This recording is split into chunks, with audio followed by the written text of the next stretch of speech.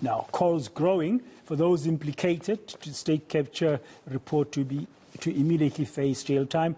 But the question is, does the National Prosecuting Authority have enough capacity to carry out these prosecutions? Let's bring into this conversation now Advocate Willie Hofmeyr. He's the former head of the Asset Forfeiture Unit at the NPA. Advocate Hofmeyr, good afternoon and compliments. Thank you very much for joining us.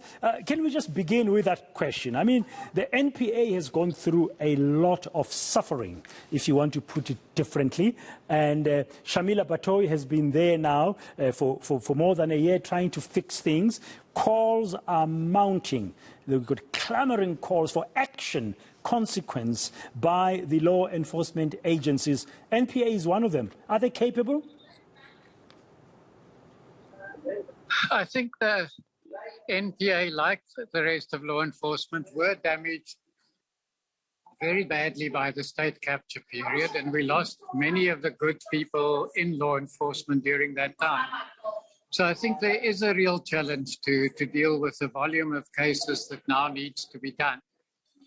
But I do think that there is the willingness and a plan to try and get law enforcement back up to speed. And I believe that can make a significant difference for the future. My understanding is that the NPA does not have to wait necessarily for the third and final report at the end of February to be handed over to the President for them to begin to act. They can begin now acting. Do you have the same understanding? And if so, what's delaying the process? I think you're right that the NPA can start doing cases. But obviously there is a bit of a complicated process of transferring all the documents and evidence that the Zondo Commission gathered and to the NPA, and then to get it into a form where criminal charges can be brought. So it should not be too complicated, but there are going to be areas where further clarification is needed. Witnesses may need to be talked to again about further details and so on. So it's not going to be just a quick move across.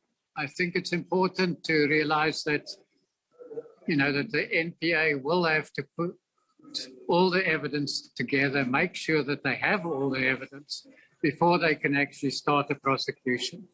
So that's not going to be instant.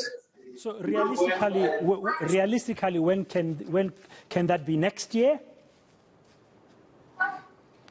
I should hope that during the course of next year, a significant number of cases can start. And I think there are cases that are less complicated as well.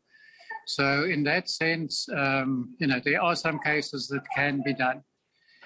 But, I also want to make a second point, and that is, I think one of the things we learned from the Zondo Commission is that state capture isn't about a few people doing wrong things.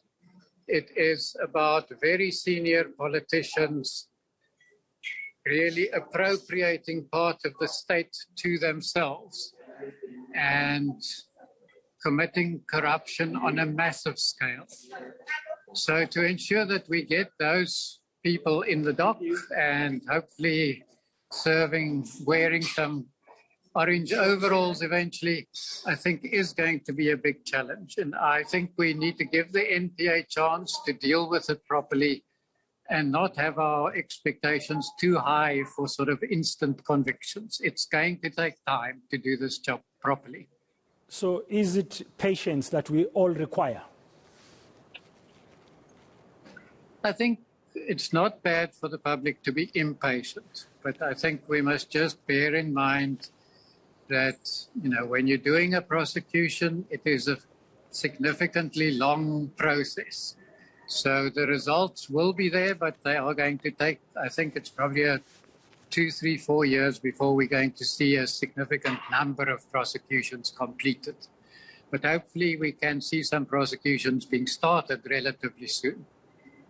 Would you think the NPA then would have to begin with those that you would call the simpler cases? So you build from that as you carry on preparing for the more complex cases, and then you get some quick wins, so to speak. Would that be a good strategy? Yeah. I agree with you. That would be a good strategy. But, you know, we must also just make sure that when we're going for the quick wins, we don't forget about the big boys who organized the state capture. And to get to them, that's going to be the real test for the NPA and for the success of the NPA and the Hawks in this case. Okay, and capacity-wise, just to finalize once more, we shouldn't really worry about capacity that the NPA, although it's been damaged, they still have some capacity to carry on and make sure that they nail everyone, if I may use that expression, appropriately, using the law, of course, over the next 2 to 3 years. Yeah, I suspect it may well take longer than that, but I think it is important that whatever is done very properly, because we know that criminals will try and use every little misstep or omission to their advantage. So I think NPA has capacity, but I do think that the investigating directorate has started, under Hofmeyr and Cronje, has started assembling quite a big team of lawyers from outside the NPA as well. But she's gone, eh? She's gone. Herman Cronje has gone. Is that a concern? Indeed, and I think that is a great pity. But I do think that the capacity that has been built in the investigating directorate should still be there.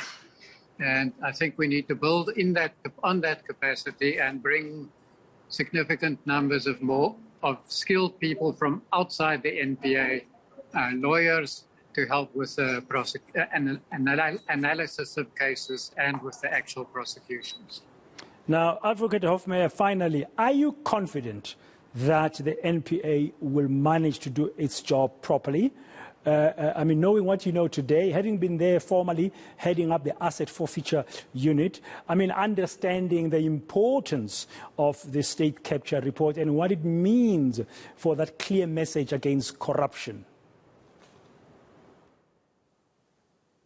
I've got confidence in the NPA. As I said, there are still some bad apples in the NPA that need to be got rid of. I think the capacity of the NPA isn't adequate at the moment to deal with this magnitude of cases that are there to be done. So there's a lot to be done still, but I think there's a good solid basis to proceed on and to build on. Thank you very much for your time. Advocate Willie Hofmeyr, former head of the Asset Forfeiture Unit at the National Prosecuting Authority, for his views about whether or not today's NPA has the capacity to go after those who are implicated in the state capture report, part 1 for prosecution.